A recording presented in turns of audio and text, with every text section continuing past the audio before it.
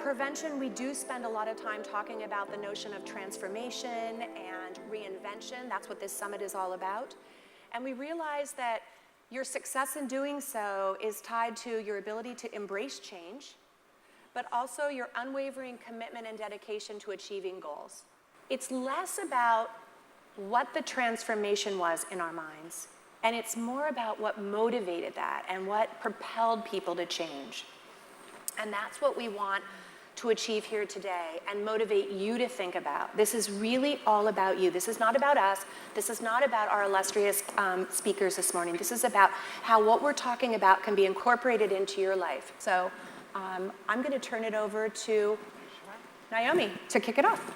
Thank you so much, Lori. I'm really excited to be here, and I hope that something that we share today resonates with one of you, most of you. I started to think a little bit about, what is a goal and how do we get from here to there? And within my company, Reservage Nutrition, our essence is all around joie de vivre. So we believe that if you are enjoying those little moments throughout the day of joy, we call them MOJs, moments of joy, and you focus on those MOJs throughout the day, what happens is every day it starts building momentum. And that momentum actually can transform your life into the goals that you're envisioning. So better health, more wellness, more of those precious moments with your children, going out for coffee with one of your best friends. Those are the things that can really be established with those moments of joy. So then if you take that same concept around moments of joy and you apply it to your goals, you have a goal, you break it up into little pieces. So we then call them moments of momentum. Great perspective. Thank you for that. Sure. One of the main things I love and need is what's called personal integrity, an ability for me to keep a promise to myself. Personal integrity is when your mind, what you say to yourself, your heart, what you feel, what you want, align with your actions. I ask you to make a promise to yourself, and then I ask you to create a consequence if you don't keep that promise. Then I do this next trick, which is I want you to go after one of your vices, all right? So a consequence is take a vice that you like, right? Like your glass of wine. Anyone to share one? Oh, I see one, yes. So she's giving up sugar for how long? 21 days, done. Yay. Okay, can I put in a little consequence for you? If you have sugar, 21 days repeats again, it starts over. Deal, awesome. Consequences help us really keep a promise better than a reward. Okay, Right. interesting. But Promise. heroics after you're done and giving yourself like some prize is also incredibly fun. How was that? Was that interesting? Cool? You've got some new approaches? Okay, Bob, build on all that.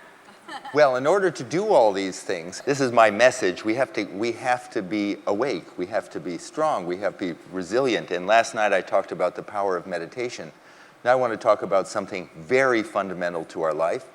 In principle, we should be spending 1/3 of our life doing it, and that is sleep. Sleep is not just some inert state where we're just lying there and then occasionally having bizarre dreams. The thing is what's going on in the body is it's restoring tissues and cells. What it's doing in the brain is it's actually regenerating the brain. The prefrontal cortex, this part of your brain, actually governs judgment, decision-making, problem-solving. It's your rational filter against impulsive decisions. And what takes this part of your brain offline? The connections with the rest of your brain? Fatigue, anxiety, stress. When we're stressed, do we make good decisions? No. Do we have good judgment? No. That's one of the why you don't drink. A person can't drink and drive because alcohol takes this part of the brain offline. Well, a good night's sleep restores those connections. Meditation restores those connections better than anything else. We need to make rest a priority in our lives.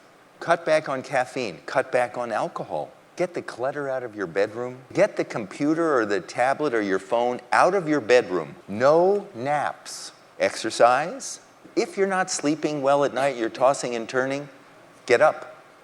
Go do something, read for a half an hour, and then you'll find settling down. It's actually part of our natural rhythms. So set a priority, do meditate, a meditation that gives deep rest, and make sleeping a priority. When we listen to all three of you, it does feel that there's a certain degree of discipline that each of you approach your lives with, that you're very committed, you've set particular goals, and we've talked about a number of them. But it reinforces itself. Yeah, and I do wonder, like, where does routine come in? You know, where is that important? Having not only making a commitment, but having, without making your life boring, like, is the notion of kind of adhering to a routine so that you're, as an example, your sleep is, you know, at a certain time every day, your meditation is at a certain time every day, you know, you make a commitment to setting moments of joy, moments of change, you know, that kind of thing, and adhering to goals. Where does routine fit into that? For me, there's this line of you take one leg of a chair of a table, and you pull one leg on a table and all the other ones come away. Yeah. For me, it's the Jen Ashton thing of working from here up. And I find setting a thing of meditating, just starting with that, just starting with it. Say, I'm going to do this for a week, and I'm not going to miss for a week, and going to bed on time. For me, the whole thing becomes a self-reinforcing process. I actually strive to achieve boring. Yep. Like That's this, great. okay, so boring means reliable, right? It's like reliable, and then we get antsy at reliable. You brush your teeth, it's reliable, right? Like that's like boring, but good, right? Right, so boring is a very high state of peace, right? And we get antsy, and then we stop doing it, and then we cycle it again, right? So, and I'm an antsy person waiting to happen. And so so I'm going to change all my rules any minute now, and I'm not allowed because I'm actually chasing boring to go, you know, so I chase chasing boring. boring. Right, so that's where, and discipline, right, that you're reliable for sex twice a week, you know, that I'm reliable and it makes me happy, right? So happy might actually be closer to boring than all the stress and the drama. Yeah. You know? So I have a funny relationship with chasing boring. We use the same language actually within my company, so we call it boring consistency. And our entire organization is based on this boring consistency. And we love it. We have a calendar, we stick to the times, we stick to the dates, we have our meetings on the same day, same month, we don't change that. And that boring consistency builds that incredible momentum to give you the time in the rest of the day where you're not stressing out and worrying about, did I get this, or this, because you just know it's gonna get done because it's part of this commitment of say, do, tell, like you were talking about, and making sure that you follow through on it. So we hold that in the corporate environment as well. So chasing boring, and boring helps you build momentum. That's really interesting.